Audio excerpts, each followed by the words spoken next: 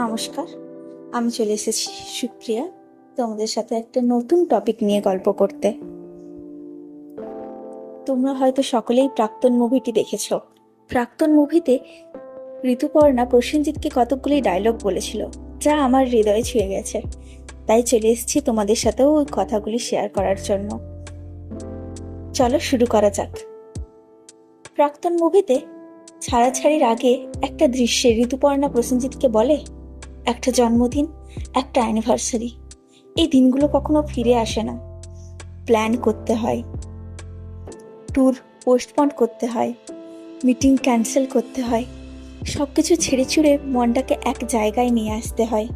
কখনো 2 ঘন্টা আমার অপেক্ষায় ফোনের স্ক্রিনের দিকে চোখের জল ফেলো, সেদিন আমায় বলতে এসো, accept me as I am.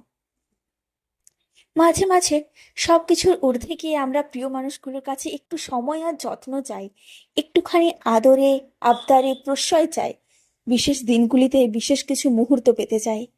হয়তো সবার জীবনে সেরকম মানুষ থাকে না, আর থাকলেও সেটা তারা বুঝতে পারে না, বা কখনো বোঝার প্রয়োজনীয়তাও মনে করে না।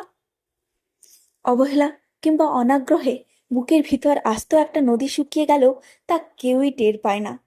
যা আমরা কখনো পরিবার থেকে পাই না, পরবর্তীতে আমাদের জীবনে আসা প্রিয় মানুষদের কাছ থেকে সেটা পাওয়ার প্রবল প্রত্যাশা আমাদের থাকে। সেখানেও প্রত্যাশার মৃত্যু মানিয়ে নেওয়ার নির্ধারণ অভিনয়। মুহূর্তরা কেটে যায়, জীবন ঠিকই চলে।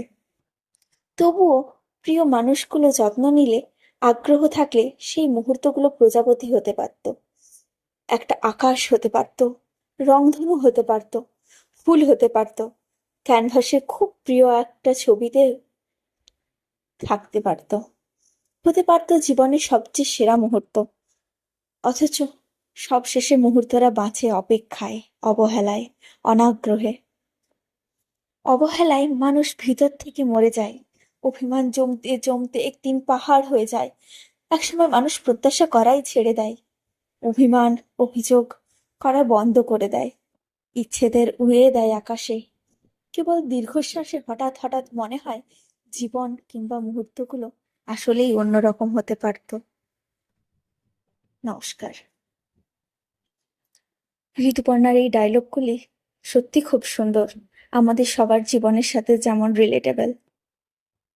তোমাদের ভালো লাগলে অবশ্যই লাইক শেয়ার কমেন্ট করো। আরও নতুন নতুন ভিডিও পাওয়ার জন্য আমার চ্যানেলটিকে সাবস্ক্রাইব করে রেখো। টাটা।